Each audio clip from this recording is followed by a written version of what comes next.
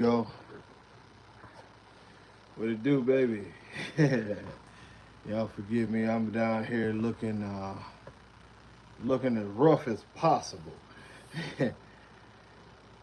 Long day. What we gonna do? We're gonna invite some people in, and once we do that, then we're gonna get to talking. But this particular live is actually gonna be about. This live is gonna be about the effects. What's going on? 2MB Reno King. What's going on, fellas? Yeah, we're gonna get it in for. We probably get it in for about an hour at least. Uh, what's going on, Eric? CC. What's going on, Brick House? But this is probably one of my more important lives, and some of y'all have heard me say this stuff. But and like I told y'all, forgive me, I'm tired as hell. Not even in the 2M. I want to talk to you. I need to talk to you about the boy too.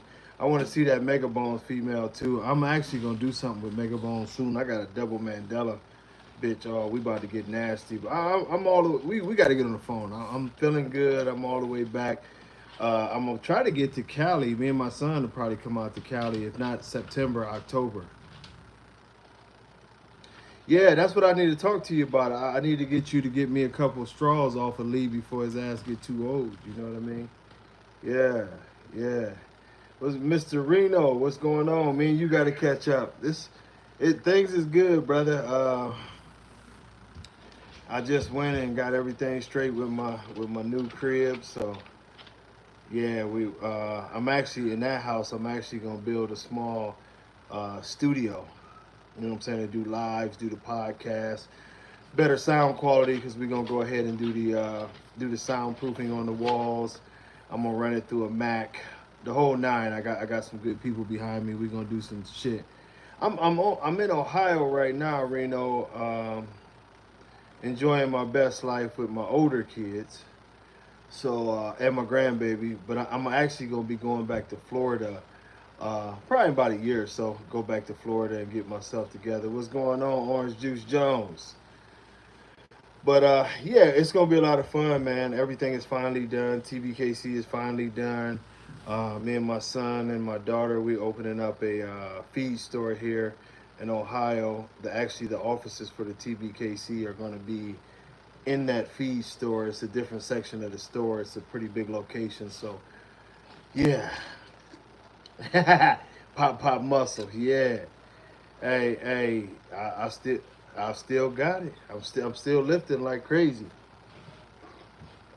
Oh, Reno, it's been a blessing to be able to spend time with my granddaughter. She crazy as hell. But she wouldn't be my granddaughter if she wasn't crazy as hell. Y'all think Dooney and Poop Dog or something. Wait till y'all get a hold of Nubs. Nubs crazy as hell. But that's all these little Quincy babies, so it is what it is. But what man, you know what? It's a Reno, it's a family trait. A lot of people in my family within like 1 year, they'll just go gray. Yeah. So if you look back, and Mike said strong genetics. Yeah, them kids bad as hell. That's definitely some strong genetics. I was bad too. But yeah, my family it's like that. Either your hair gonna stay black forever, or more than likely, next year this time I won't have any black. That's the way a lot of people in my family is. When they went silver, they went all the way silver. All this shit gonna be gone. I'm all right with it. Yeah, but you know what I'm saying. But this is this. Hey, Shalina, what's going on? Don't you get to giving compliments all the way from Europe? I can't get to you. Look, this one is pretty good because y'all have heard me talk about this before, but some people don't understand it. So I wanted to, what's going on, Gorilla Backs? I wanted to emphasize, uh, man, Reno, let them know. Hey, if you stay in all black, you good to go, man. I made it like 44 years black. Then it just said, you know what, we ain't got nothing else, we ain't got nothing left for you. But a lot of people don't understand this high rear thing and why I'm so stuck on the high rear, right? And I want to explain it in many terms that a lot of y'all have heard me explain it in these terms. But it's important for people who don't understand why that rear and top line is so important. But I'm going to go through it in my own version. So, as some of you know, I don't even remember the year they tried to kill me. A drunk driver crossed the lane and hit me head on. And in that process, what happened is, besides my head hitting the windshield, and I didn't even get a cut. What happened is my head hit the windshield, and it did my spine like an accordion. And some of y'all remember when I was showing the pictures. And it started a journey. You know, it started a journey. And during that time, I'm not gonna lie to you, man. I'm not a complainer, but it was rough, dog. When you get a spinal injury, it is horrible because, as many of you know, your spine is, you know, your neurological message, line. You know, of course, the main part is your brain, but it's sending signals through your spine to the rest of your body. So, although I took an MRI, in the MRI, I had absolutely positively no damage to either shoulder. My shoulders were beautiful on the MRI, not inflammation or anything, but my shoulders hurt like something was wrong with them. I couldn't sleep. Like even now, I sleep with those purple pillows. Yeah, my damn pillow is $250, but it forms to me, so it's very very comfortable. But it would be like someone was stabbing me in the shoulders. It would be a horrible feeling to wake up. And then what's going on, Trent? Salam alaikum, my brother. And and like I said, I'm not a complainer. I'm oftentimes being a former boxer, wrestler, jiu-jitsu, football guy. I hate to say anything about pain, but it was not a good feeling. You know what I mean?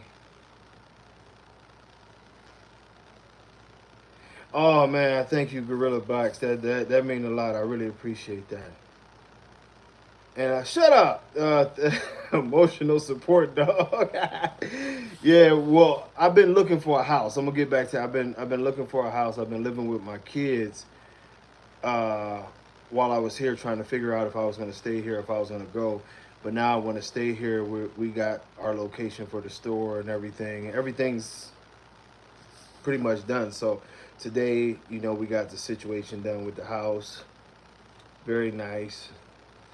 3.5 bedrooms, all of that shit for the kids and all that good stuff. So I'll be here for another year and a half before I retire to Florida. But yeah, during the process of getting hit, and I just want to explain this to y'all. Like I'm the biggest not a punk for pain. I don't take any painkillers. Believe it or not, I've never taken any drugs a day in my life.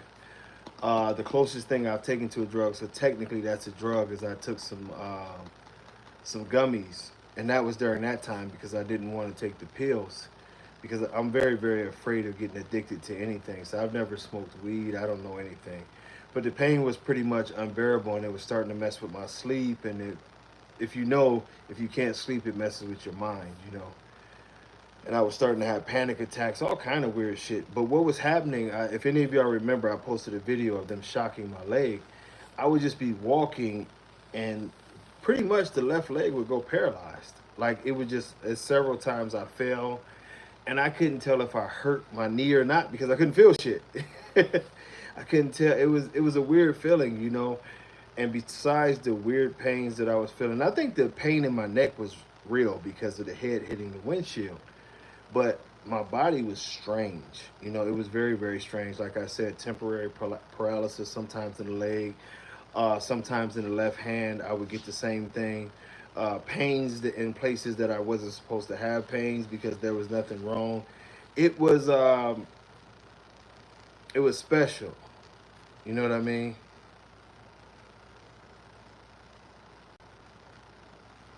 Hey, I appreciate it, John. Send me some pictures, John Smith. Send me some pictures. Yeah, that accident was rough. Well, Texas, Grouchy Smurf, Texas just wasn't for me. You know what I mean? I love Texas. I had great times. I got a beautiful daughter there. I got two beautiful stepchildren who I don't like to use step. So that sort of makes me cringy. Those is my kids. Texas was beautiful, but I'm more of a Florida guy. So I'm gonna go back and retire in the sunshine of Florida. And when I say retire, I mean retire. I'm just judging shows.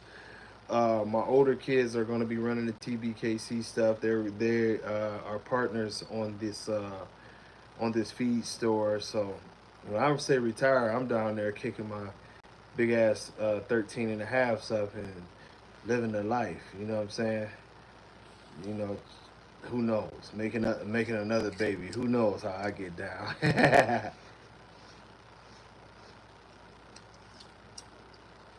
Oh, John, send them again because I had to get a new phone. This is why I couldn't do live, so I lost those pictures.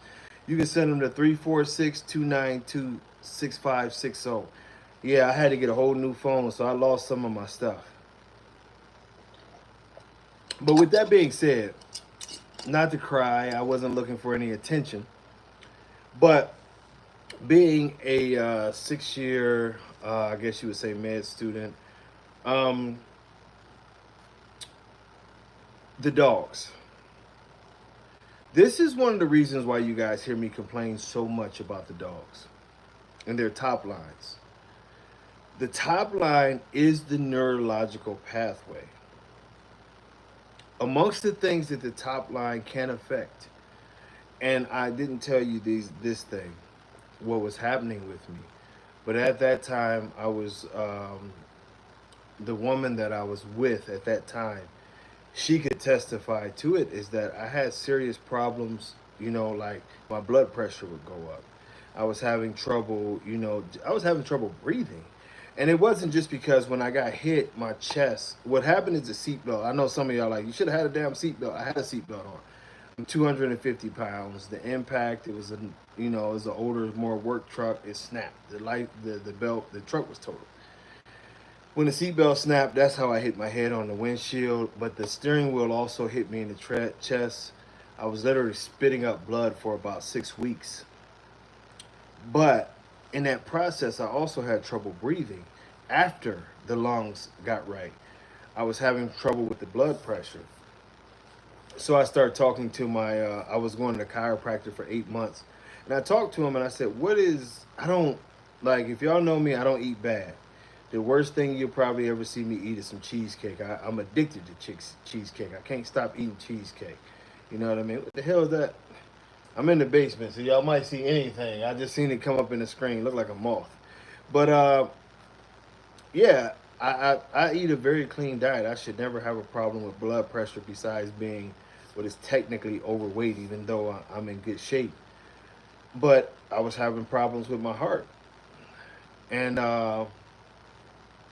starting to get worried, but at this time I was trying to keep everything from Mia. I didn't want her to know that they were, it was not getting good.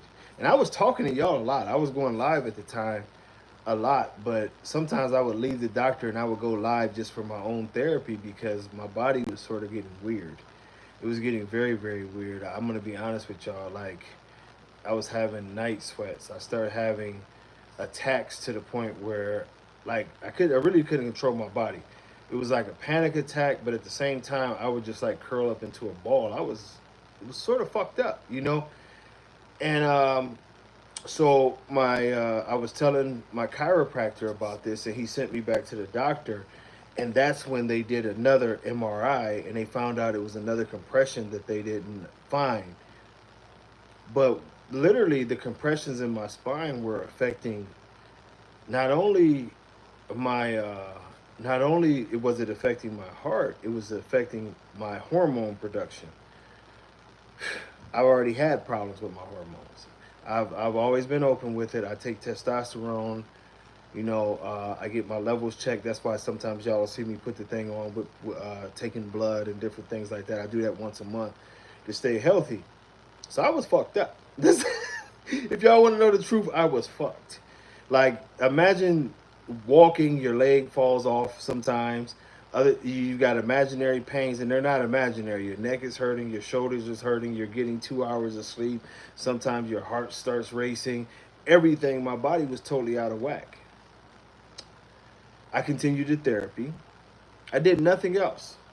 What they would do, and that, I took a picture. Some of you remember, some of you won't. They would put this thing under my neck, and I would lay flat on this bed. And the thing, you would hear tick, tick, tick, and it was really only going in, like, I think centimeters, millimeters, whatever the smallest measurement is. It was going tick, tick. But what I would feel every now and then, I would feel this pop in my back. I was like, damn, what was that? Then it was other things. It was this roller thing. It would go on my spine. Then they would hook up all these electric things, and they would shock my leg. Well, throughout the 8 months, once I went back in the MRI, my spine had went back to normal. All three compressions were gone. Strangely enough, every other symptom was gone. And it didn't dawn on me because it was an 8 month process, and I was stressed. Y'all know how it is to have a woman and she's complaining, to have kids that want things, and at the same time, I'm trying to be a man and not say that I'm in pain or that I'm fucked up here. So it was a battle, but I didn't realize that how fucked up my body was. You know what I mean? And I wanted to do more research, so I had a chance. Y'all know me; I love research. So I talked to the doctors, and I was like, "Man, okay, I feel great now." And this is something else that happened. Not bragging, but any of you who know me, you've probably seen me do it. I'll put 1,500 pounds on the leg press, and I really leg press it. I can do it 10 to 12 reps, no problem. I'm a lifter, you know what I mean? The real 1,500, not that bullshit. My legs are very strong. I couldn't do over 2 plates on each side, which I guess if it's the bench press, you call it 225. I sort of lost all strength in my legs, but guess what? Some days my legs would be back to normal, and other days they would be gone.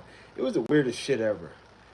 It would happen sometimes with the upper body, but mostly with the lower body. So after all this shit healed, I wanted to find out, and I went into more extensive research about the neurological system, getting to where the dogs were. Every single thing that I was experiencing at that time, the arthritic condition that I felt like I was getting arthritis in my knees, the high blood pressure, the headaches, the panic attacks, the imaginary shoulder pains, the pains in my neck, all of this was due to compressions and issues of the spinal cord. All of it. My blood pressure has not been high since they fixed my spine. It's actually been excellent. I felt very little pain. I will say if I sleep on my left shoulder, I feel pain. That's probably from all the shit that I did to myself. John Smith, you're right. They stretched the hell out of me. So with doing that, I know a few people at LSU. I know a few people at OSU, Ohio State, not Oklahoma. The real OSU, the Ohio State. And so I made some calls, and we start talking about the neurological systems of the animals and the effects of the animals. And why is it that conformation is such an issue in every animal? And it became a conversation not only with Dr. Smith down there at LSU and Headley over at OSU. It became a conversation of, this is a very big lesson of why you guys should learn to breed dogs properly, and everybody should breed animals properly, because the high rear and the sway back, the slanting of the spine like that, creates a pressure on the spine. Now, we've seen it in a lot of these dogs, but, and this is just me talking, there has not been a bunch of ecropsies and a bunch of information that says otherwise. But we do notice a certain level of issues with hearts. We do notice a certain level, even dogs that don't have heart murmurs. We do notice that there has been kidney failure. We do notice that there has been other neurological issues even in the way the dogs move, their inability to cool themselves, and all of these different things. This is a doctor that I was going over this with. She literally told me that this is why the spine is of the utmost importance.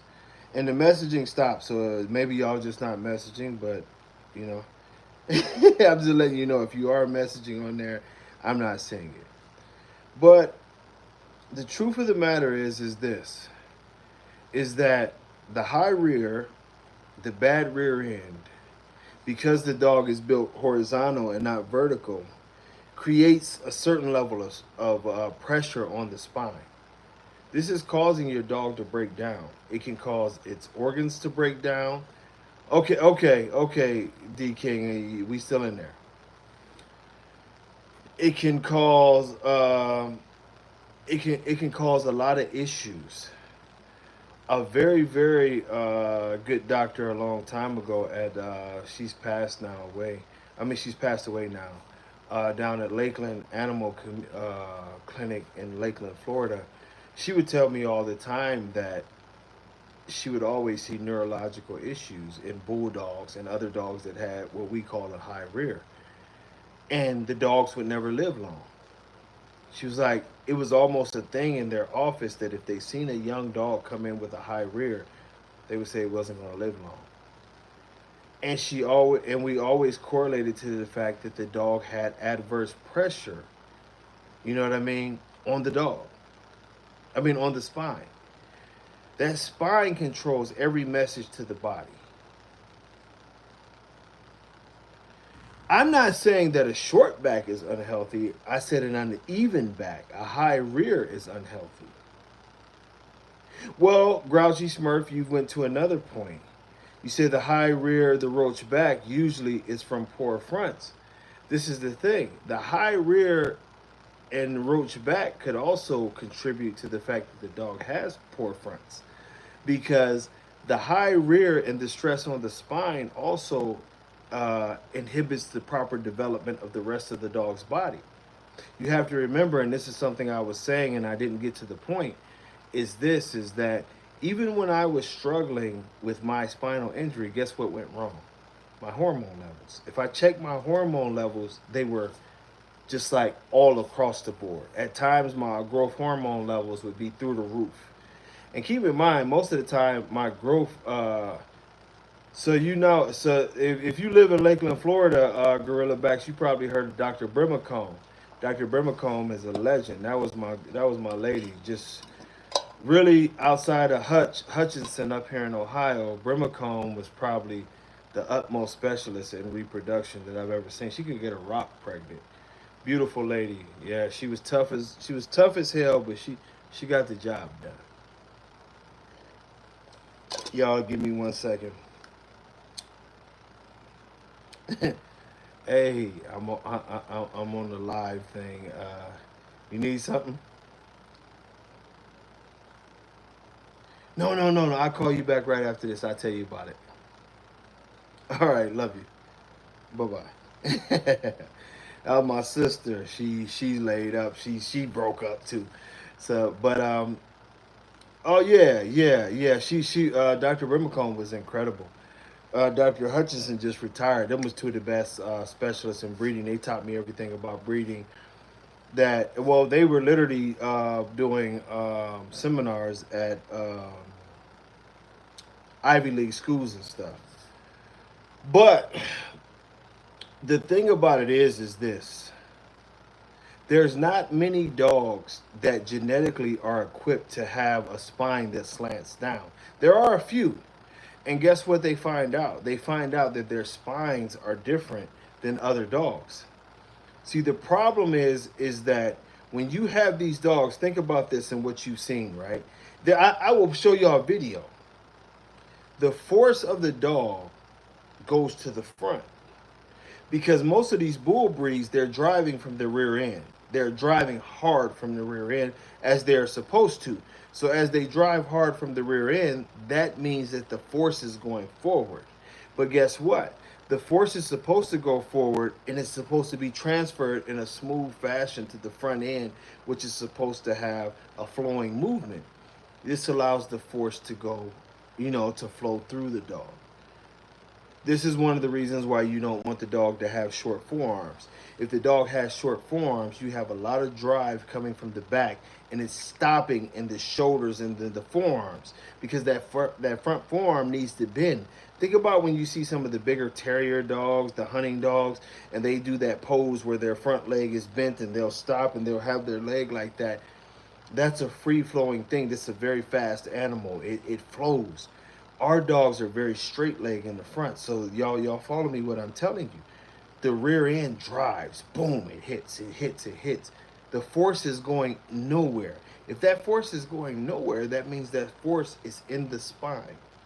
It's compressing its own spinal cord. As it compresses its own spinal cord, this in turn causes damage to every other part of the body. There's not one part on your body that does not rely on your spinal cord.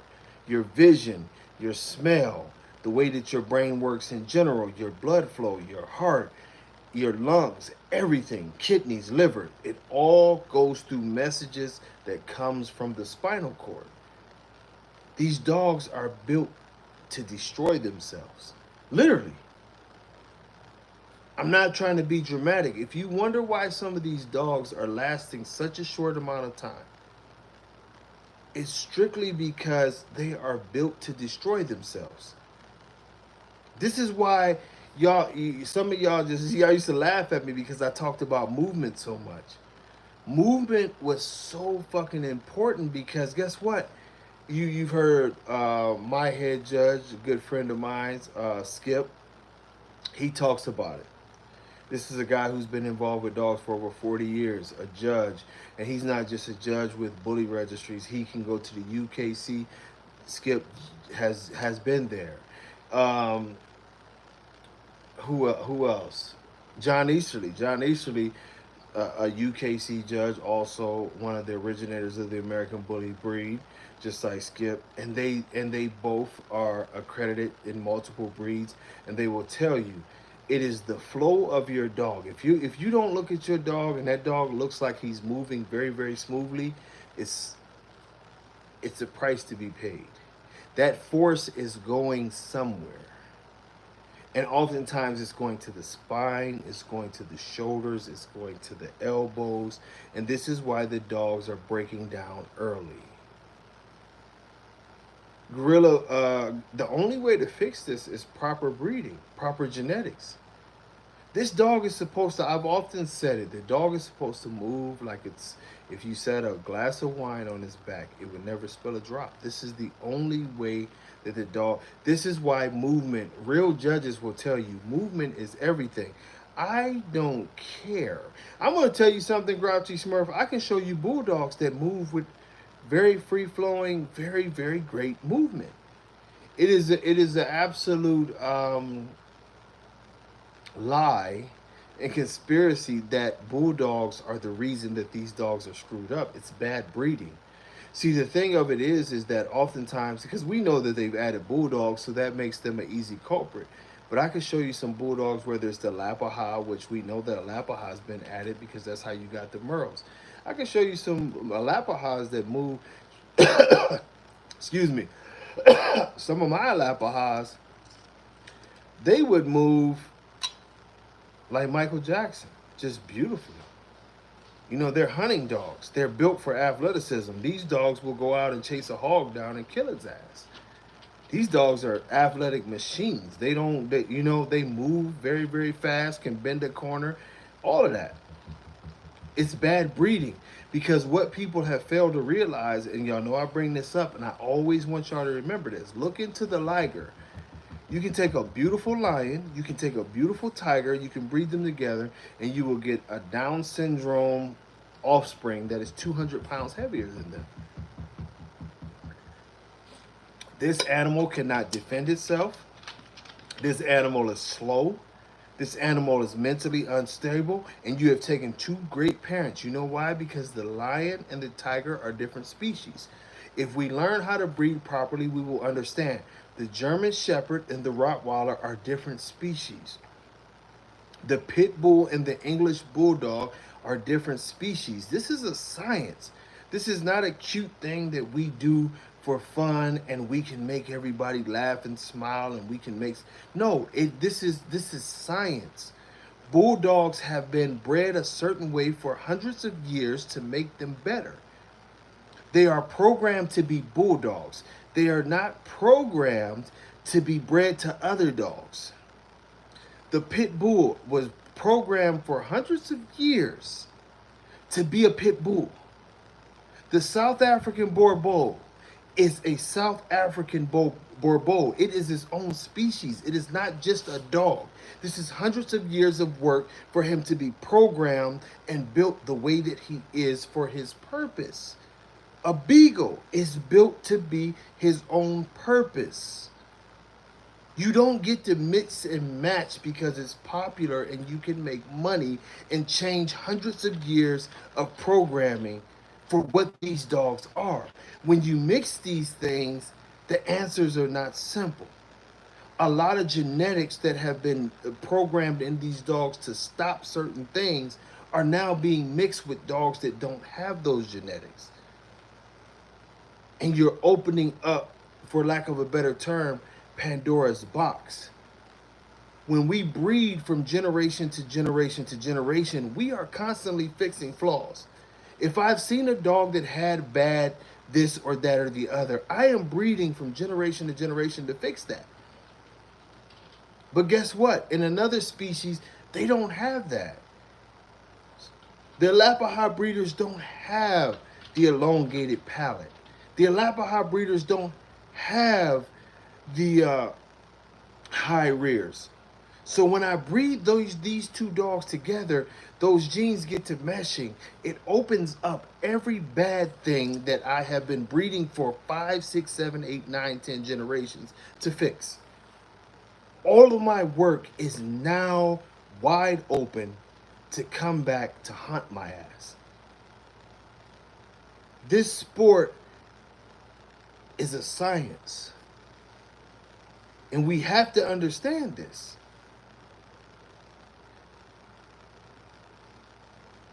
We have to understand this. The thing about it is, Alejandro, there are some high rears. There are high rears in the Alapaha, but the Alapaha's high rear is a functional high rear.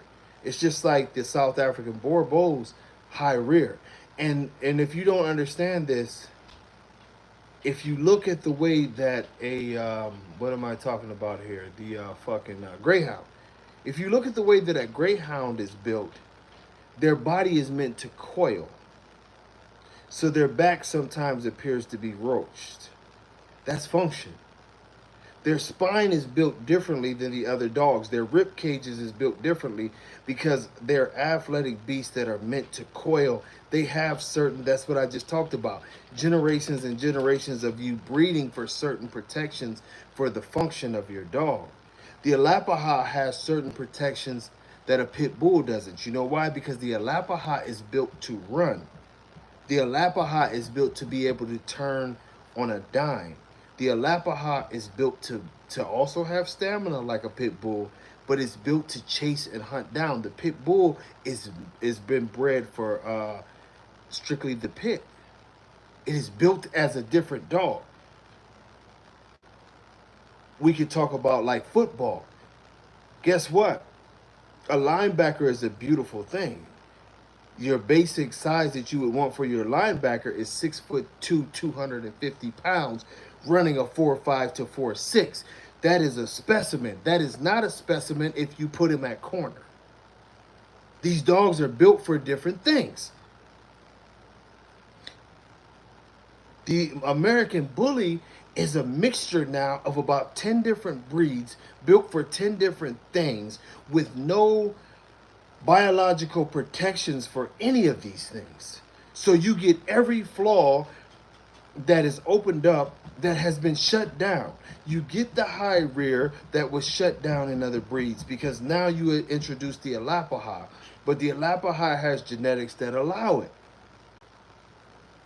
You get the protection work of the Bordeaux's and the Bordeaux's and the other big dogs that you wanted in your mastiffs. You get those genes of their protection work, but guess what you don't get?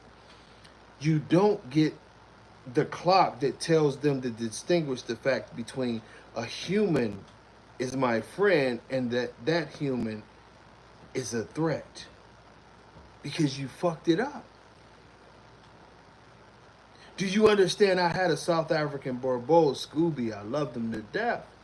Scooby would see Poop Dog. At this time, Poop Dog was only 2 to 3 years old. Scooby coming in at 200 pounds would see Poop Dog and would go down on his stomach. He would see my baby and he would just be living his best life on his stomach. Poop Dog would walk over towards him and Scooby would fall on his side, tongue hanging out his mouth. And he wanted Poop Dog to lay on him. He wanted to pet him. He wanted that love. He needed that love. But guess what? If any of you knocked on that door, that 200-pound dog would damn near rip the door down and would let you know that you don't belong here. That same dog would, I seen it many a times. This dog would scare the fuck out of the mailman. I literally think this one mailman pissed on himself, but that's a different story. I'm telling you, I know he peed on himself, but that's a different story. But I would see in one split second, Scooby would go, do all this shit. You know, I had to cuss him out, go sit your dumb ass down. What's going on, Package? And from that moment, when I told Scooby to go sit his ass down, Package, you just coming in. I'm talking about a South African Bordeaux. I'm actually getting another one for the new houses. So y'all see me. Y'all see me with my new guy. But from that split second, I'm talking about in a split second, I seen this before. Him literally to the point where I had to cuss him out because he was messing up the damn door thing. But I'm still pissed off. I had to fix that. But and within seconds, he would go back to the room. At this time, Easy, which is now my 7-year-old, was still very, very small. My bed was high. I'm one of them people who love the high beds, damn near 4 feet in the air. But he was so big that he could get up on his hind paws and he would get up there. I'm cussing him out. He goes to the room. I'm thinking he goes to hide. I go in there. He's licking the baby, which I don't like because I'm a germaphobe. But he's licking the baby and he's loving the baby. He went just from protection work to I love the baby. That is breeding perfection. You know what I mean? That's breeding perfection. But guess what? When you mix that dog with a pit bull who does not have the same genes, now you scrambled his wires. And y'all wonder why people are being killed by the XLs. You wonder why the dogs are banned in the UK. It is not the dog's fault. You have taken apart decades and decades of let me give you an understanding, an intellectual understanding that this is my friend and I am here to protect him. That is the enemy. And these dogs have this smart shit. Rottweilers are the same way. They know to protect their family. They won't protect their family, but they'll fuck somebody else up. German Shepherds are the same way. This is why Schützen titles are so great. Because the best Schützen dogs understand. They have a great understanding of what a child is, who their owner is, who the master, who's second in command. They understand this. You stop all of that when you add another breed. You break the chain of their ability to understand for their purpose, but they still have their capabilities, which is to destroy. It works the same way with the way that a dog is put together. Then we see the worst case scenarios. The worst case scenarios of, no, let me correct myself. The worst case scenarios is innocent people being killed by these dogs. That's the worst case scenario, and God bless anybody who's experienced that. And I say that, I'm not trying to be any kind of way, but I'm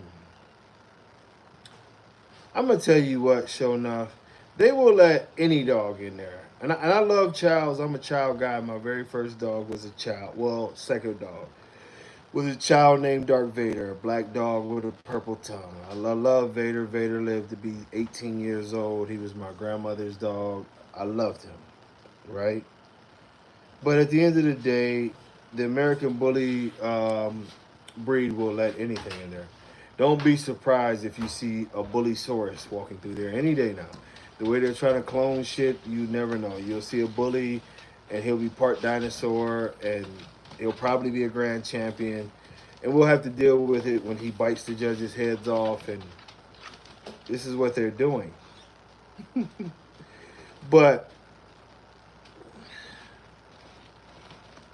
the truth of the matter is that, like I say, this breeding is a science, and I'll share this with you. I've had dogs that I've had to put down.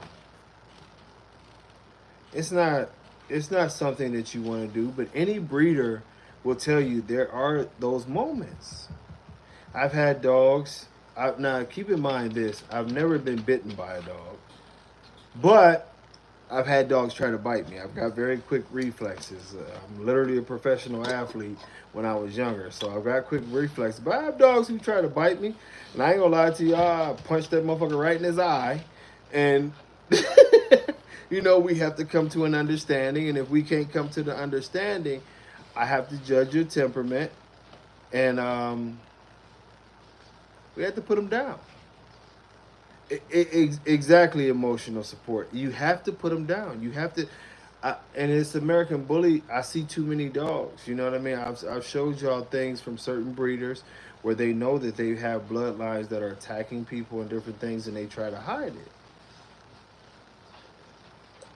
And y'all seen me? I put up a picture of my beautiful granddaughter, who I love more than anything outside of her aunts and uncles, and bro. I'm being real with y'all. It literally almost brings tears to my eyes to think that some people are out there willing to send dogs that they know are unstable in the homes with these babies. Willing to sell people dogs and animals that they know are unstable. Every time I've had a dog that I felt was too aggressive, I put them down. Hold on, I'm lying. There's a few that was that way, but I didn't put them down. I just sent them to a home where they wouldn't be bred again. Not only on the physical part, but on the mental part, we have a responsibility to these dogs. We have a bigger responsibility to people. I'm bringing this up because I want y'all to understand something. In the American Bully community, and y'all challenge me on this if you want to, as of today, there is not one dog, one,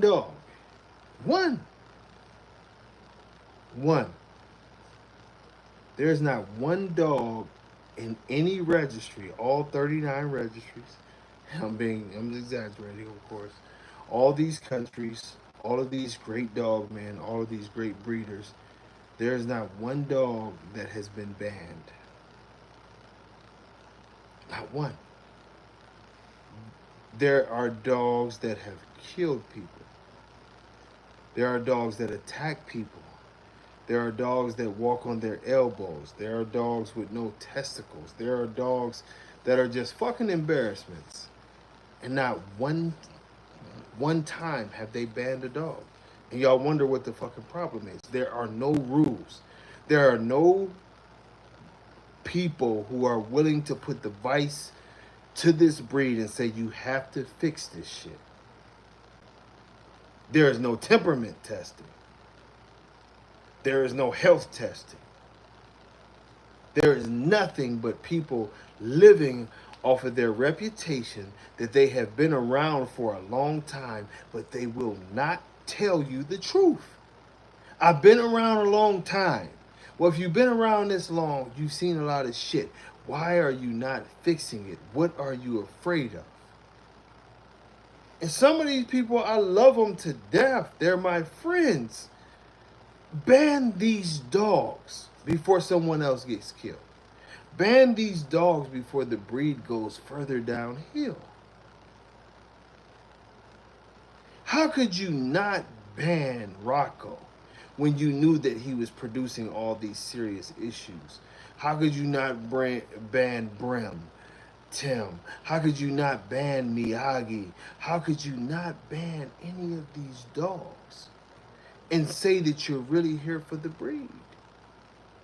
I'm calling out to my friends, to the people that I don't like, and everyone in between.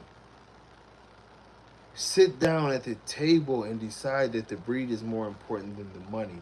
Sit down and decide that the breed is more important than not offending anyone.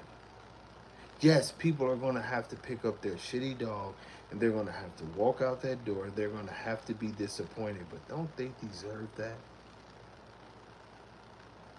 There's not one.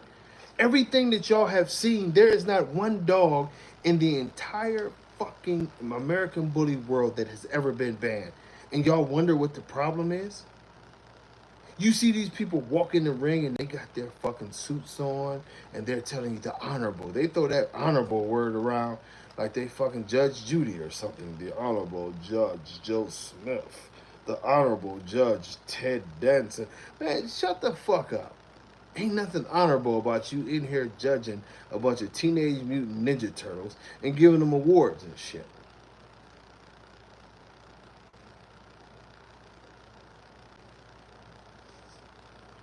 Man, Raul, you over there making some heat. I love it. Hey, Package, you know you my guy. I ain't got nothing but love for you. You pushing it the right way. And I'm not saying that just because I'm on here. I'm not saying that just because he hired me to bring his dogs to him. Nothing. That's my cat. But I tell you, he understands this breed, and he sits on morals. If y'all don't know about Package, y'all need to check out Package. They got a lot to offer, more than just bullies. Good good folks, and I love people who just care about dogs. Why are we not following the rules? Y'all talking about how are we gonna get to the AKC? The AKC don't want nothing to do with you. The AKC don't want nothing to do with none of us because we are not following basic dog. I'm not talking about the advanced shit, the advanced analytics. I'm talking about the basic dog shit. We are not following that. We can't compete. I mean, your nationals champion this year needed ice packs. Dave Wilson, James Cooper. Y'all motherfuckers got all the speeches in the world. Y'all got all this talk. How is it that you let somebody pick a dog that walked around the ring with his tail tucked between his legs and needed ice packs to not die to get out the building? And you expect me to respect that? That's your champion. This is the thing that I'm saying, and I gotta be an asshole to get my point across. It doesn't make sense. I've been to a lot of shows, like I told you. I absolutely love Chris Grady. One day we can. Hey man, much love, Jeremy. You know it. I'm gonna be back out there. I'm doing good now, brother. So I'm gonna be back out there. At the end of the month, I'm getting me a nice little Jeep Wrangler. I'm gonna come out there, man. I look forward to getting out there. But Chris Grady, I would love to see us at Westminster. Westminster is the most beautiful thing. I love Westminster. I literally this year I want to take all my kids. I know they're not just going to care about the dog show. They want to go everywhere else and spend money on things that we shouldn't be spending money. Excuse me.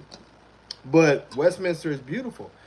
And I think it's a great goal. I don't shoot down anybody who says I would love to see because it's the best dog show in the world. But we got work to do. You know what I mean? What Gorilla, I'm gonna agree with Chris that we want to be there, and I'm gonna agree with you that we're not ready. But that should be our goal, and our goal should be to fix the problems that we have. This is a beautiful breed. I remind y'all that when I was in Colombia, I was the honored guest at the show in Colombia. The last time I got to see a guy that I consider a friend of mine, Jack Ireland, one of the greatest judges of all time. He was from Canada. Great, great, great. I mean, if you look up Jack Ireland, he was one of the greatest judges of all time, literally. Beautiful man. And we talked about it that day. And Jack Ireland, Mr. Jack Ireland, really the honorable Jack Ireland. Literally had judged on every continent, had judged every breed that had existed at that time, had been judging for over 50 years. Me and him sat there in beautiful Colombia, Bogota, and we were watching the American Bully. And this was him talking to me. And I'm humbled. And I mean that honestly. I mean that. I was humbled to be. I love this shit so much. Jack Ireland to me was like sitting next to Jordan. You know what I mean? And he said, he used to always call me American Bully. He said, American Bully, y'all got something. He said, y'all got something. The dog got it. On this day, because they have a thing, y'all excuse me, because I just thinking about that dude. I had a lot of love for that dude. He passed away, but he said the American Bully and what y'all created has something. But do y'all have the discipline to make it come to fruition? This is 10 years ago. This last time I seen my guy. And I'll be honest with y'all, man. He was a good dude. And we got validation through a dude who had been in the Westminster ring. You know what I mean? He was a solid dude. And I was so proud because of everything. Y'all have to remember, I'm not that fucking old. I look old with this gray. But my whole life has been about the American Bully. And to have a man who has graced the Westminster ring so many times, is respected by anybody in the dog community, tell us that we could do this shit if we stop fucking clowning around. That's it. That's why I got emotional just now, because dog, this is a guy. He's been in the garden. He's done this shit.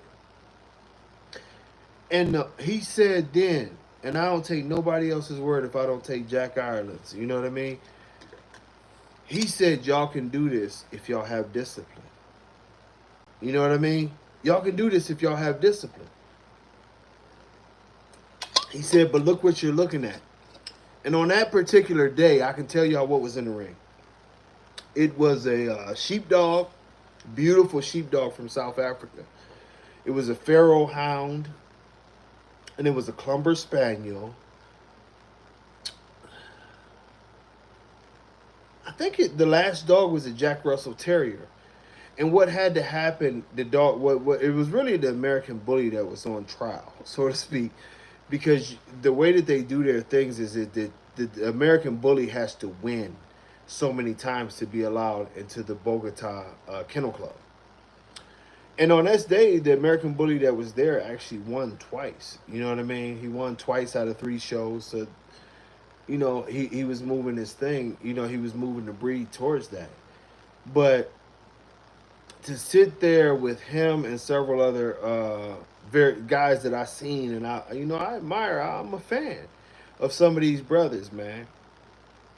And Jack Russells are crazy, Max.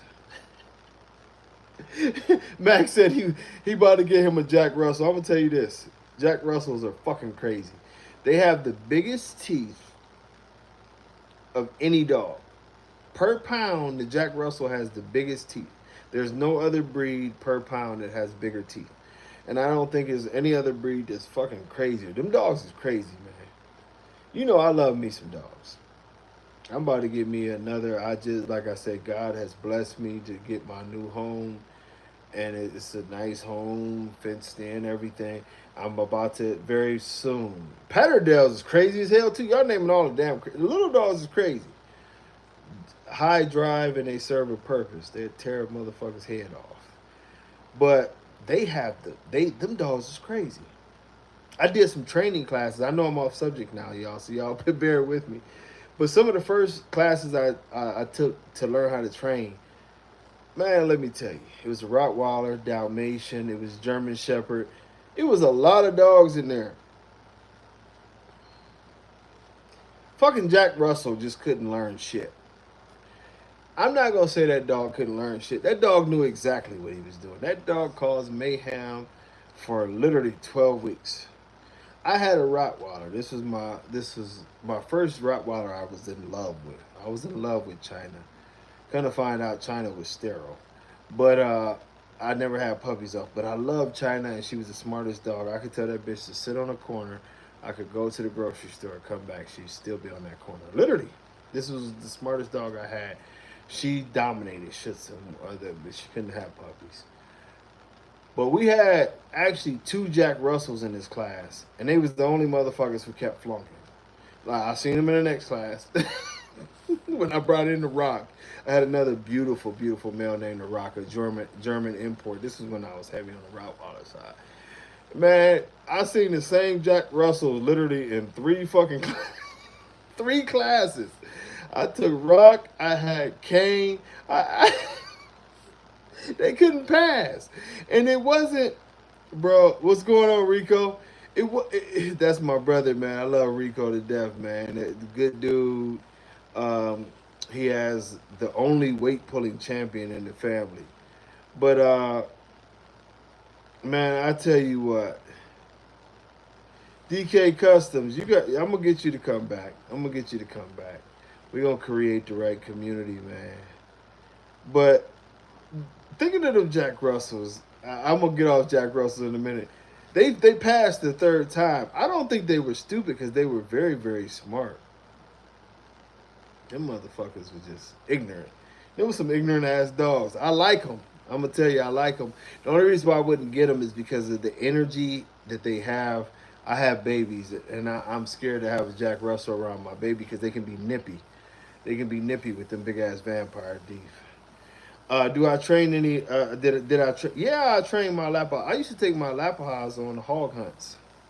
Yeah, I took put it this way. My friend took him on hog hunts. He did the training. I did it with him, but he was the one who always ended up taking him. I only went on a hog hunt one time. But yeah, I did obedience training very, very well with him. I did protection training very, very well with my Lapahas. My Lapahas were amazing because you could take a blank pistol and you could shoot them like right next to their fucking head, and they wouldn't budge. They would stay on the pads. You could hit them with bamboo sticks. They would stay on the pads. They had incredible drive. One of the saddest things ever is during a hog hunt, I had a boy named Manson. And y'all get me on all my emotional shit. I love Manson. He was black and white. My biggest Alapaha, he went through a hornet's nest, and the hornets was zipping his ass up. Now, believe this, the hornets was zipping him up. He was still trying to kill that hog. He was on that hog while the hornets was on him and that hog. Yeah, he died, but he got that hog. He got that motherfucking hog. But the bees got his ass, him and the hog. But he died, latched on he was on that hog. Manson was a bad motherfucker, man. Bad motherfucker. I used to love to train. Training was my pastime, man. Yeah, old Manson, I'm telling you, Thomas, he wouldn't let go. He was dying. You know what I'm saying? Broke my fucking heart, man. The bees killed him. Yeah, bees killed him. Because him, Dottie, and Red, they killed that hog. Now, Dottie and Red survived. They survived the stings. He didn't. But that was some sad shit, man. If you want to see some sad shit, ain't nothing like some. My dude was swole up, and he just was looking at me. I was like, damn. It wasn't nothing. We was out in the woods. There wasn't nothing I could do, man. It wasn't nothing I could shoot the bees away and shit, but he was so swole up. Fuck. And then you can't run in, you know, because they're in the midst of the hog, you know.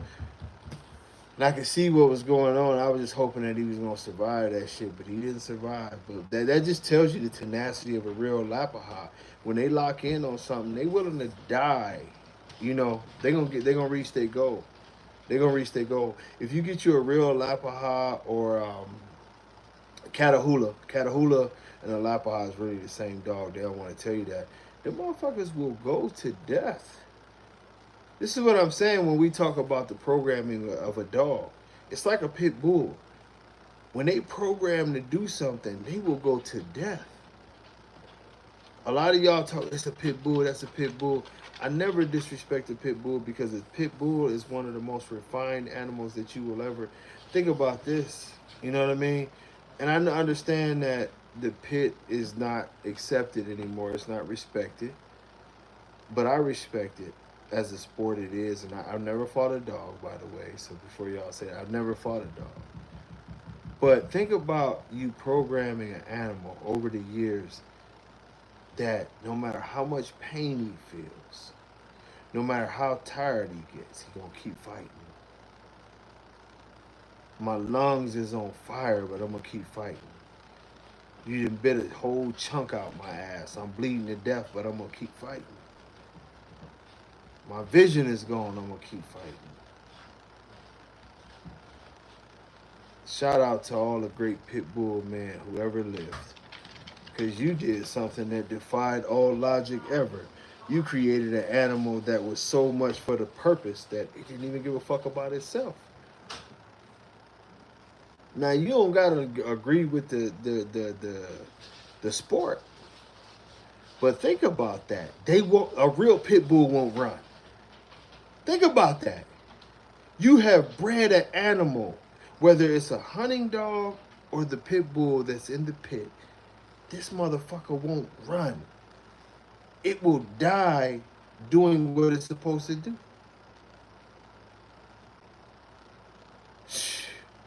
Come on, Rico. Let them know. This is what I want to do. I'm not forcing you. This is what I want to do. And I'm going to die doing this shit if that's what it takes. This is breeding at its most excellent, highest level that I have programmed the animal that defies the logic of pain and self-existence. I don't have a self-existence. My only existence is my purpose. You motherfuckers can't even make a dog without a high rear. You can't even make a damn dog that can live by himself. Pit bull breeders made dogs that are willing to defy all logic that we know. I don't care about pain. I don't care about nothing. I'm here for a purpose. And American bully breeders act like it's a very, very hard thing to just stop breeding dogs with heart murmurs. Come on, man. This shit is called the sweet science for a reason. Boxing is called the sweet science, but I've often heard of this sport called the sweet science. If we breed the way we are supposed to breed, we can end up in Westminster one day. The American bully, think about this. The American bully for 25 years has been done wrong. Don't y'all forget, I was one of the writers of the original American Bully Standard. For those who don't know, I owned the very first American Bully Champion. I wrote this shit. It's been done wrong. And it's still here. If we can get our shit together and do this the right way, we can end up in Westminster. You don't know if look, I feel like I got at least 50 left in me. You know, I eat right, I work out all the time. My grandma lived in 94. Betty Quincy, I love you, baby. She died in March. It still fucks with me, but I love that Betty Quincy. Yeah, Mandela, you know, Mandela was sunbathed and shit. You know what I mean? Lived a good long life. 100-pound dog, go out there in the Texas heat, just lay back, let the sun hit his ass. When I tell you you can program these dogs, this is what we do though. And I hope that many of you, like, if y'all want to be, come on, man. If you want to be a breeder, take pride in your shit. One of my happiest moments, I don't give a fuck what y'all say. Y'all can talk bad about me, and I'm sure somebody will. One of my happiest moments is I'm sitting in the house. I told y'all this story. Rico, you know you've heard this story before, but I'm in the house, Tampa, Florida. I'm at the computer, and I hear shit going crazy. Thomas said, Tampa, look, I hear commotion, and it's actually the dog I told y'all I was licking on my baby. Scooby is going crazy upstairs. I'm like, what the fuck is wrong with this dog, man? So I start looking around because I know he hears something that I don't hear, and I look outside, and Castro is out that motherfucker to war. 4 dogs. He going to war with him. going to absolute war with him. I'll be back in Tampa, John. That's my retirement. If I'm not, I really want to go to Clearwater, but same shit. And we're going to have a show next year at the Tampa Fairgrounds. We'll be returning to the Tampa Fairgrounds. Hopefully, I can get Pitbull gear out there. But anyway, Castro is banging with 4 dogs. They damn near killed Castro. Y'all heard me tell this story before. I shot 2 of the dogs, but Castro killed 2 of them himself, and he wounded the other dogs so bad that they couldn't even run when I came out there. I shot the shit out of them. Castro. Oh, Thomas, you was out there at that little ass house. Yeah, that little ass house with the big ass buildings behind it. Castro killed 2 of these dogs, right? I shot the other 2. This is my proudest moment. So Jennifer, that's who I was with at the time. That's Max, who I call Poop. Most of y'all don't know his real name is Maximus.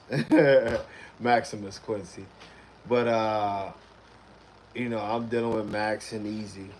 Easy at that distance. Yeah, by the casino. I can't wait. I got some tickets to go to the casino. Y'all know I divert, so y'all work with me.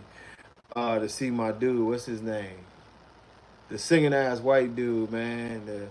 He said, I lose control. Yeah, that dude. I got some tickets to go to the House of Blues to see that dude. Y'all got to. I'm tired. I've been drinking this wine. I forget his name. Little fat white dude with the beard. He can sing his ass off. I got some tickets to go out there to see him. Teddy Swim. That bad motherfucker, man. Bad motherfucker. Not Jelly Roll. I know Jelly Roll and lost some weight. Jelly Roll ran a 5K. Yeah, I want to see John Smith. I want to see Jelly Roll. But it was dead. My house was right around the corner from the House of Blues. Hey, don't be laughing at me, Raul. Teddy Swift was a bad motherfucker. He can sing that shit now. But, man, I took Castro in the house, right? And I remember Jennifer was looking at me. And that's one thing. I can't stand that girl. I love her, but I can't stand her. But one thing about my baby mama is that she loved the dogs. Like, even though she give me hell about the dogs sometimes, we literally, we put blankets and shit over the table, dining room table. Yeah, Castro was a Denzel's son. His mother was a Manu daughter. Manu bred to a Gav female. Imagine that. And me and Jennifer put Castro on this table. We had this huge dining room table. It was meant to seat like 10 people. That table was huge. And I ain't gonna lie to you. I didn't sleep. We went in the room. And I just watched movies all night. But I left him on the table. This is on the dining room table. And yeah, you talking about the Cuban, Thomas, that's my brother, Danny DeVoy. Yeah. That's my cat. Danny DeVoy, yeah. Top Shelf Bullies. He's one of the originators. He actually did the original paperwork for the American Bully. Yeah, Danny DeVoy is huge in this thing. He got tired of their shit and he sort of walked away. He got some.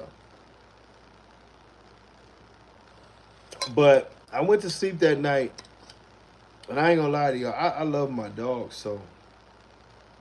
Yeah, Thomas, Danny is a good dude. He gonna be back. Danny is gonna be he gonna make appearances as one of my judges. One of the best minds in the American Bully world. He's actually better than me at pedigrees. Yeah, that's my brother. I love him a lot. It's actually one of my best friends. I love him a lot. But when I put Castro on that table, I went in there and I kissed him. I felt defeated. I ain't gonna lie. His head was, realistically, Castro's head was about 3 times his size. His normal size. His head was just so swole. Of course I cried. I'm a bitch. I cried. And I stitched up some of the wounds he had. It was tough. He was so exhausted from the fight. I didn't even use anything. I was stitching. I was literally stitching him up. He wasn't even moving. You know, I cleaned everything out. And I was like, this is just false hope. But I had to do it. Washed him down. We put him on that table. Jennifer was, that was one of the times that she was actually a human being or some shit. We put him on the table and we went to bed. You know what I mean? She didn't sleep well. I didn't sleep well. I was up watching murder shit. I gotta stop watching that murder shit. I be watching all them shows about people getting killed and shit. That's why I'm fucked up now. But so it was about 7 o'clock in the morning. I knew the kids. I knew it was time for the kids to go to school. So I'm like, okay, let me get up and get this fucking dog, cause I don't want to see the kids go down there and the dog is dead on the table. John, you better stop watching that shit. That shit fucks with our brains. But I always know who murdered the people. I don't never be surprised. I'll be a hell of a detective. I'll be a hell of a detective. But this what happened. I go in the fucking kitchen, right? Because the bedroom, it was the bedroom over here, right? The bathroom was here. Then you go through the kitchen. Down there somewhere was the dining room, and then to the left would have been the living room. I go to the kitchen and I know I'm gonna have to bury a dog. I'm ready. Bro, this motherfucker in there with his head swollen up like the elephant man. He's sitting up on the table looking at me like this. I said, "What's up, Juan?" I said, "Castro?" That's probably how I sounded. I'm like, "Castro?" He literally looking at me like, "Bitch, you thought this was over?" His head all swole up and shit. I said, "Hold on." He's literally sitting up looking at me, but his head looked like the elephant man. So I'm stuck in a place because I'm like, this motherfucker look weird, which is because y'all know how swelling do. It got worse overnight. Literally, he got a beach ball head, but he looking at me. So I'm like, okay, I'm happy that he living. This motherfucker look weird. I'm like, I can't help it. He look weird as fuck. So, but I'm so happy, you know. And I go hug this dude, you know. And he gave me a kiss. It fucked me up. Cause I'm just sitting at the table had a bench, you know. Once I had a bench, I sat on the chair, man. I ain't gonna lie to you, I cried like a baby. Cause I said, this motherfucker gonna make it. That was my real dog. That like him and Denzel and Mandela was the house dogs. You know what I mean? And I had been with him for a minute. And I just cried, man. I hugged him so much. I was kissing on this bloody motherfucker. I was disgusting. You kissing on a bloody dog. But I was like, this motherfucker didn't live through this shit. You know what I mean? The rest of the next couple of days, he walked around like Elephant Man. He started eating and drinking. And I'm just like, this motherfucker was dead. He killed 2 dogs. I had to bury them dogs.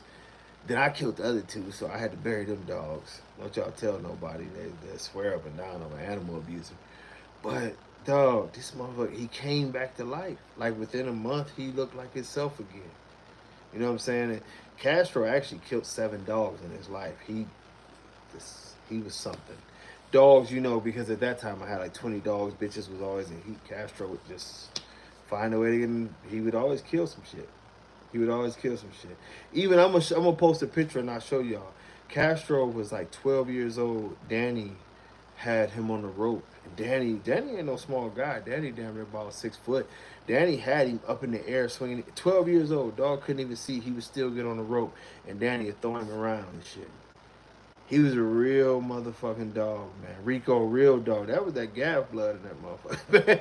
He was a real fucking dog. His brother Brahman was like that. They would just had that dog. Like I miss American bullies like that. I know you do, Rico. I miss them. Like people always think that I talk negative about Cairo. I ain't gonna lie to y'all. I don't give a fuck. Fuck these people. I got my own registry. Yeah, I don't give a fuck if no nobody register my shit. Now I'm good now. Cairo is mean as fuck, and I loved it. Cairo was a real pit bull.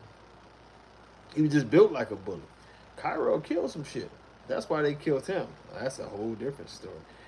But like Armani didn't give a fuck about nothing. Armani would kill some shit. Hey, Packers, you know that's our era. Armani would kill some shit. Ozone, the dogs that I got right now, I got some shit. Look, I love that fire. Because the essence of a real pit bull, I'm gonna stay on here about another 15 minutes. I said only an hour. But the essence of a real pit bull on steroids is that they love their owners, but they kill some shit. You have to understand this. And Rico, put my guy's name on there. The your pit bull guy. I just posted him the other day. You know I've been drinking. But I was in the ring with a legendary pit bull brother, you know, Pete. And he said the same. He taught me some shit. We in there looking at pit bulls, and the female is bucking up at the male, and he just loving it. You know what I mean? He loving it. He said, "That's the one." And at this time, I had got so jaded with the everything that looks. He said, "Look at her. She willing to tear his ass up. She willing to tear up anything in the ring." And Rico blessed me because Rico, you know, got this brother to come and everything. And man, I tell you, to be in the presence of great dog man for me, there you go, Rico, there you go, the gravy man. I posted him the other day. When I tell you, I felt I still got the papers that he gave me, Rico. Yeah, I still got the papers. I look at legendary dog men, you know what I'm saying, like Jordan and them. I love them brothers, man, because they dedicated their life to the science that we do, like perfecting a dog. I feel like I don't feel like I'm super low on the totem pole, but I feel like I got so far to go because when I look at the real dog men of this world from different breeds, I just know that I'm nothing. You know what I mean? I haven't accomplished anything because these dudes created something that lives forever. You know, if you ask me right now, yeah, Denzel is a legend and they still keep talking about him and he's dead, but I just feel like I've never created anything that would put me in the realm of those guys. And I don't ever think that I could catch some of the best dog men ever. And it's just because of their lore, because of who they are. They've been some of these great dog men have been dead for years and they still talk about it. You know, see, yeah, it makes sense. It makes sense, Rico, a third generation dog man, because you could tell he was just locked in. He didn't care about nothing. He's like, why are these people dancing? Why is it music? I'm here for the dogs. And I love that part of it. But I want, like, if I could do anything to help the American bully, I don't think that I could be like those brothers, like Peter and some of the other great dog men that have been, you know, in multiple breeds, you know, and we could just name them off. I don't want to name some of them because some of them are related to dog fighting and different shit. But I would like to inspire somebody to be that. I would like to, like, you know what I mean. When I'm dead and gone, I would like to inspire a motherfucker who made the American bully so great that it's going to last. And I'm being real with y'all right now. I don't know if the American bully can last. I don't know if it's a fad or if it's actually a breed. Right now, it seems more like a fad because they keep changing it. Everything's allowed. You know, you got people running around with motherfucking Peaky Blinder outfits on, cowboy outfits. You got just a bunch of weird shit going on. And it's not a breed. And I'm telling y'all, if y'all don't ever see my black ass cry, if I ever see an event where the American bully just gets to go head to head with the best breeds in the world. Just one time, just a real American bully.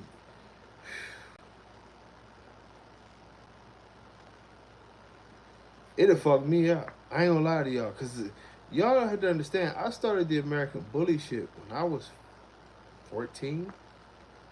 14.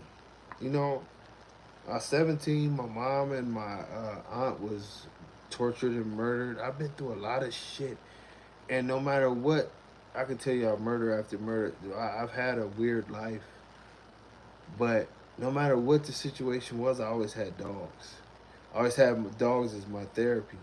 I always had the American bully. And Rico's been through a lot. You know what I mean? I know that's my brother. He's been through a lot. We've always had these dogs. These dogs have been our therapy for years, but we take a certain pride in it. Y'all don't know what it would mean to me to sit back. I'll probably be old as fuck and more gray, but just to see the American bully be able to compete against the best breeds in the world and actually compete. No excuses, no but this, no but that, no but they were this. Just great dogs competing against great dogs. It would say that the underdog finally made it. That's really my dream, that the underdog fuck around and finally make it. You know what I mean? Yes, we were a bunch of fucking. We not gonna talk about what we was into. We was. I'm just being real with y'all. We was a bunch of dudes who was in the streets. Some of us was good country boys. You had drug dealers. You had just crazy motherfuckers. You had gardeners. You had all kind of shit. But we was always the underdogs. You know what I mean? If our breed can one day get its shit together and make it to the top, yeah, Rico, dogs get you through the toughest times. If our breed can get to the top, that's it. And this is the only reason why y'all see me still do this shit. Man, there's other shit that I'm involved in that's better, way better than anything of this shit financially. I lost so much money fucking with these dogs, but it's a life dream of mine. I know it's a lifetime dream of Rico's. Through adversity, I've seen Rico still always deal with the dogs. I would love, you know, man, let them know therapy. You can't mix a lab with a Doberman. It's still a Doberman. That's what the American bully people do. But the one thing I would love to see is that our breed succeed. In all seriousness, I would love to see the breed succeed. I would love to see people take pride in this thing. And I don't get mad at Dave Wilson. I don't get mad at some of the other guys for anything other than the fact that they lost their pride. Our pride is our soul. This is what we are. We dedicated ourselves to this.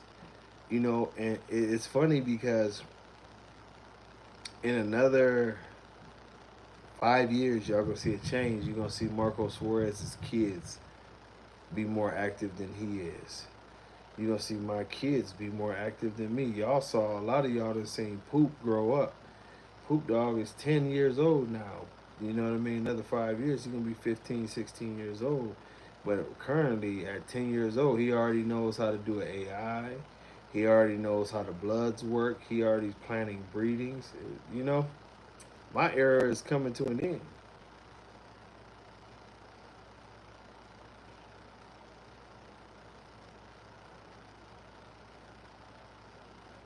I tell you what, Gabriel, even if you have blood that I don't like you say, if you're doing it the right way and you're improving, you're improving. We've seen it. I won't be fake or phony with any of you guys. I've seen blood that I don't like produce nice dogs, and people find ways to manipulate the blood and come up with good shit. But I think if we always keep our eyes on the prize of making a better dog, we'll be better. At package, that's my theory. That's why I say, and it's not just what we like, but this is what I told people. I've had several people call me about the Armani stud and the Ozone stud that I'm willing to sell. You know the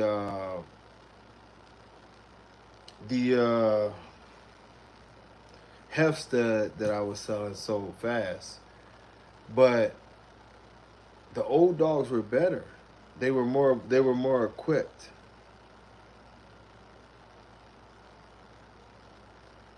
You know what I mean? Bully breed, you fucked up. He talking about that little weird ass dog I posted with the legs and shit. Don't y'all pay him no attention. He got issues. But the old dogs were better. I mean, you're talking about living 16 years. You're talking about better overall conformation. And as we stop the lies and stuff, the old dogs were big too. Everybody always thinks the old dogs were like these skinny ass dogs. I mean, y'all have to remember they make fun of Remy now. Remy was 85 fucking pounds. He wasn't a little dog. Tony Moss, I've been deep in the. I've been down in the jungle deep, where the bully had crooked feet. Yeah, but nah, I had to take some time off, man. I had to get myself together. Uh, I always mention just not always being on point, and I think the last year just brought me full circle, and it was a great opportunity to get myself together. Pack Edge, we got to bring the real ones back. I'm currently searching for more Remy blood now because if we can improve longevity, we can improve the breed. We can improve everything. The look doesn't change. The dogs are big. Pokemon was 100 pounds.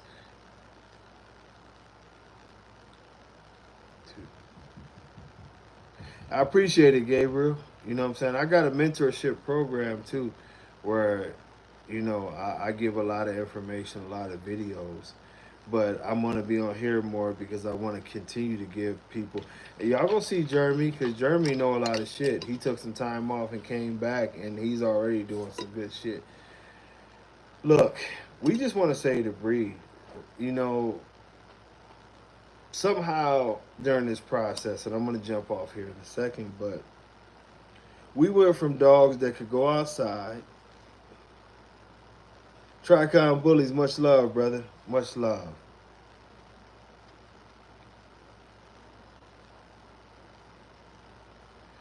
Tricon, call me because we might be able to work out something.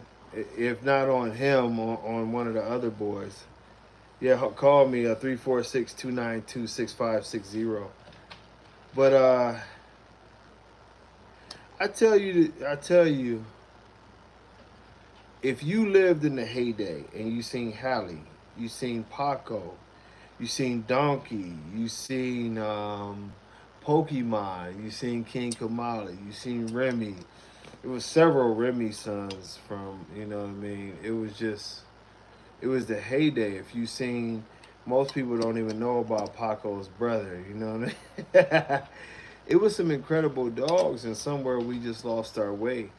We went from seeing a dog like Little Ro live 16 years to dogs that can't live 6. We've seen some of the most beautiful animals, period. No surgeries, you're right, Thomas. No surgeries, no anything, that are very much so just as bully, just as big, but they they they hold the essence of what an American bully is supposed to be. What's going on, Juan? Oh no, that's John G. But I tell you the truth.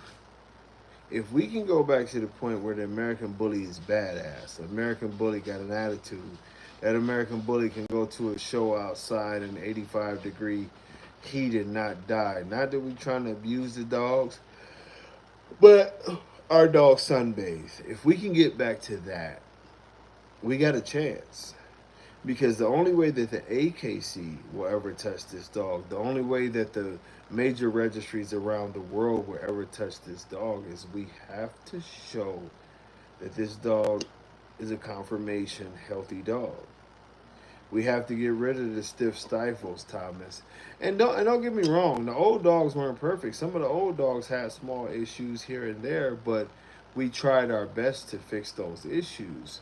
Now it seems like those issues are just, it's a don't matter situation. And I want to get it back to it matters. It matters. We can put together some amazing dogs. We can put together that American bully look, that tight pit bull on steroid look. We can produce 100-pound pockets if y'all want to. It can happen. But it comes through selective breeding. Junji, you know what I mean? We're going to get it together. We're going to have a lot of fun.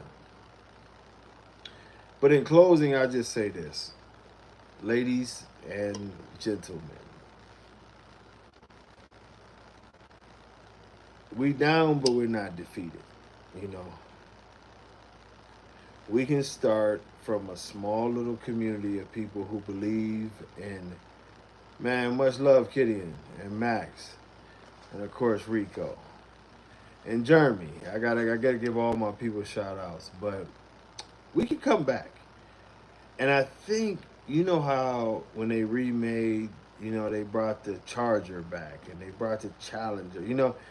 All these retros. Our retro is gonna be the best retro ever because a lot of lies have been told about how great our dogs were back in the day. The dogs that made this breed known worldwide, we can breed that shit again.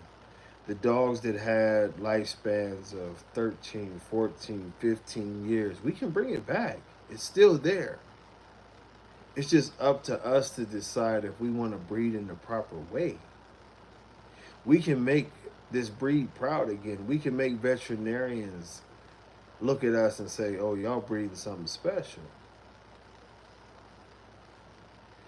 Gorilla Kennel, like in our registry, yes, we have not all breeds, but we have over 30 breeds.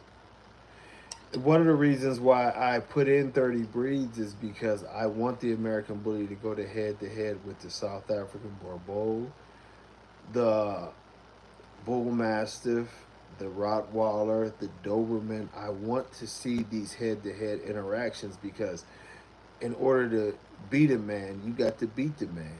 I want to see them. I want to see our dogs head to head with some of the best dogs in the world. When you go into the ring with our judges specifically, we don't have all American Bully judges. We will have judges from other breeds to make the competitions fair. But a confirmation show is strictly about confirmation. So any confirmation judge can judge.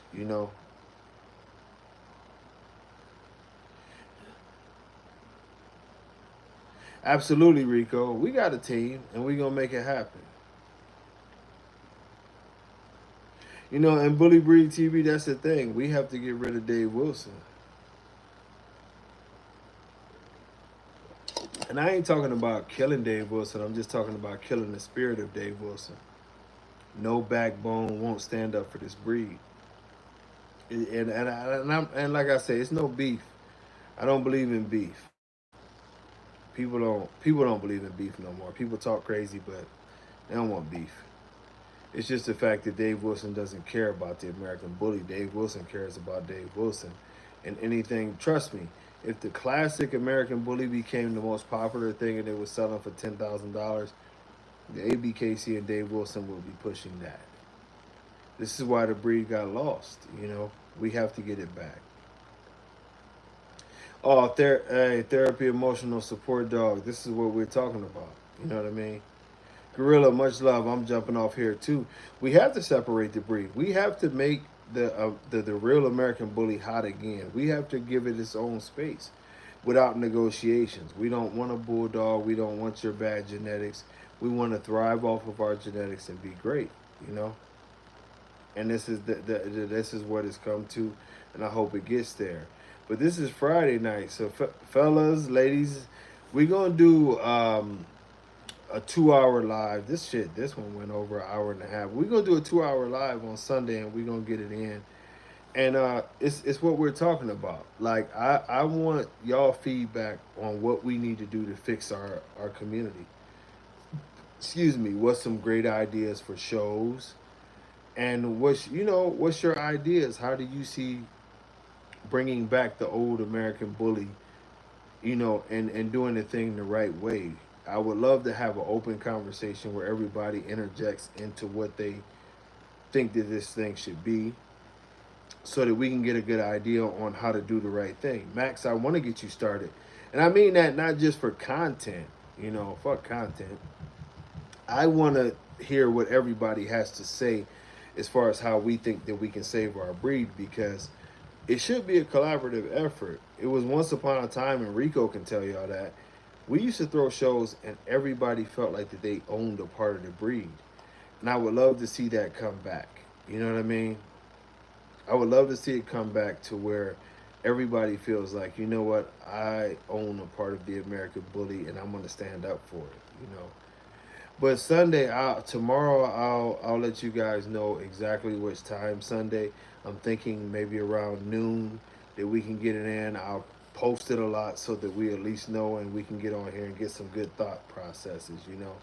But I think it's important that everybody gets involved and we sort of go in a different direction from what the ABKC is doing and find a way to save this breed and represent this breed as something better to the rest of the world. But I thank y'all for giving me over an hour and a half tonight to talk to y'all. It's been great. This is my therapy. I love dogs. Y'all done look. I won't blame it on y'all. Y'all done made me cry and reminisce about old friends and everything else, and that's a beautiful thing. I will see y'all. Yeah, Dave has to go. That's he won't stand up, so he has to go. We'll talk about that something too Sunday too.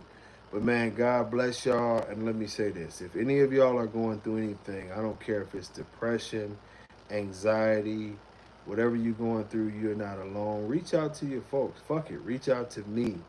Do what you got to do. Keep on praying. Keep on living. Keep on believing in yourself. The world is a crazy place. It's a lot of pressures on all of us, and sometimes we do feel like we're alone. But look, man, you got people out there that love you that you don't even know that love you. You know what I mean? Reach out to folks and love yourself, man. I'll talk to y'all Sunday. I'll let y'all know the times. Much love to y'all. God bless y'all. Peace.